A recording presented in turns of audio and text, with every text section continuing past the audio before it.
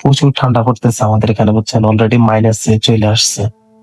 এখন আমি ক্যাম্পে আছি, ইনশাল্লাহ আল্লাহর রহমতে আবার আগামীকালকে সকালবেলা চলে যাবো, আল্লাহ যদি বাঁচায়। তো আসলে আপনাদেরকে একটা জিনিস দেখানোর জন্য ভিডিওটা করছি। আমি 13 তারিখের দিকে একটা অর্ডার করছিলাম, বুঝছেন, বাদাম আর কি, ইয়াতে, ওজানে। এরপরে প্রায় ওরা 4 দিনের মতো সময় নিছে। এরপরে মনে করেন যে আজকে হাতে আনি পৌঁছাই দিছে।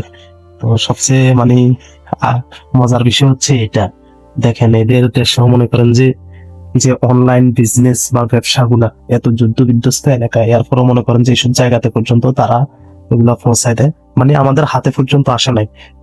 আমাদের যে মূল ক্যাম্প যেখানে ডিস্ট্রিবিউশন করে আমাদের খাবারগুলো ওই পর্যন্ত আয়না দিছিল, এর পরবর্তীতে ওইখান থেকে নিয়ে আসছে আর কি। এই বাদাম এটা, বুঝছেন, একেবারে সবকিছু সোলা।